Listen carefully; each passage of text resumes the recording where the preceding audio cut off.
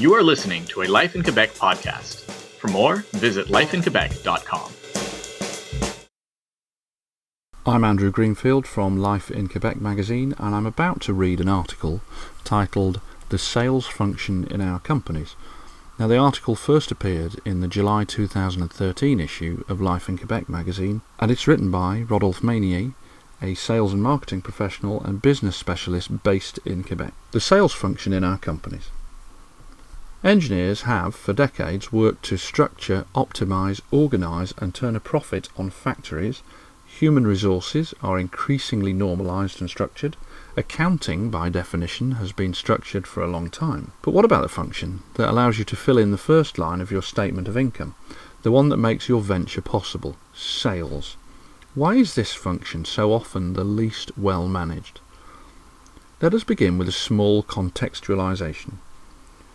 We've been intervening in Quebec's small businesses now for over 23 years, and we're often confronted with the same reality. Our companies do not know how to manage the sales function of their organisations. A few years ago, competition was less present and demands outweighed supply. In that context, the sales function was more one of representation and order taking. Unfortunately, the market has changed, and unlike other activity fields of the company, the sales function has not evolved to reflect that reality. Among the explanations offered for how this came to be, we will keep the two which, in our eyes, have had the greatest impact. First, unlike engineers, marketing experts and others, there are very few university graduates majoring in sales. Secondly, a recent article of the Harvard Business Review stated that of all North American MBA programs, only 15 had a sales orientation. Does this imply that sales is not a science?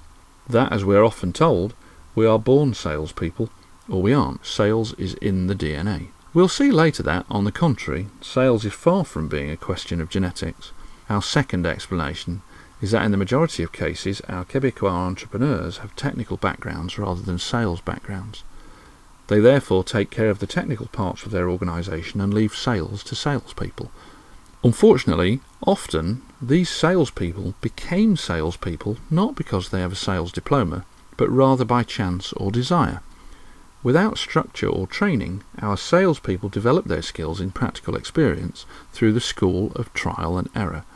Those with more organised natures learn from their mistakes and develop, with time, the structure, knowledge, know-how and self-awareness to succeed. The others, meanwhile, find themselves in the world of improvisation. What consequence does this have on our companies? The majority of companies in which we intervene generate the last 5% of their income with more than 40 to 50% of their clients. If we remove this half of their clients, only 5% of sales will be lost. Pushing this analysis further, we realise that companies use more than 25% of their energy, human resources, time and money, to bring in 5% of sales. In other words, we spend 25% of our effort to work with over 40% of our clients in order to generate the last 5% of our income. In terms of profitability, very few would decide to invest in this equation.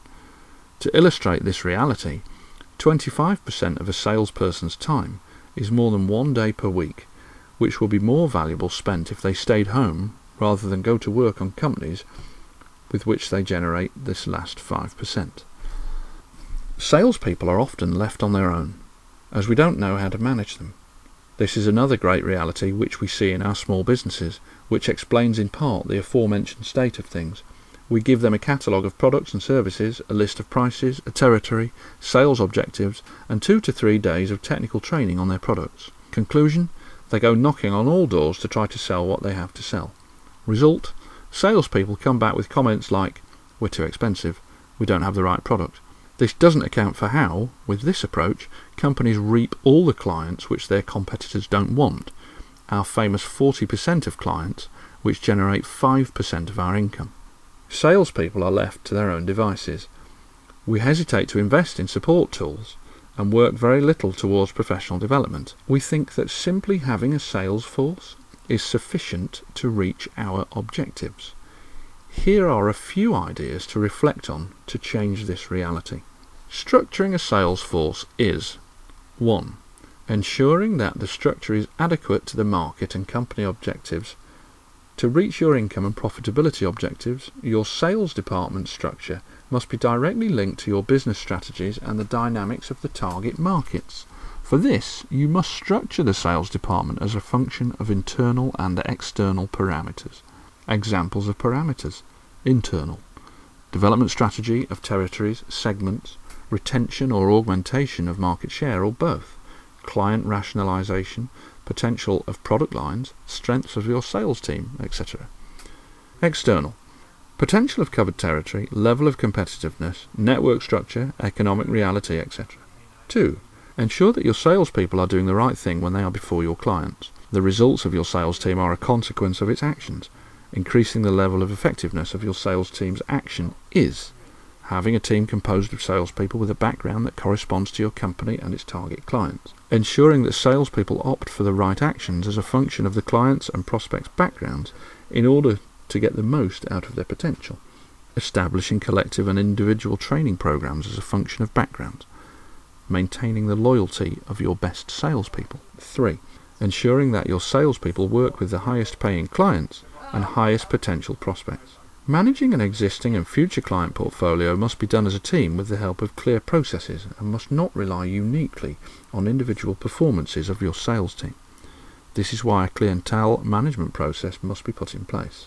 The objective is to devote the company's essential energy to your highest paying clients and to your prospects with the most potential. The best method to attain your customer loyalty and prospecting objectives must be developed. All this must be framed by performance indicators in order to ensure that your processes and targets allow you to attain your objectives in income, profitability, and positioning in your markets. Good luck. Thank you for listening to the Life in Quebec podcast. For more news, commentary, editorials, and opinion, visit lifeinquebec.com/podcast.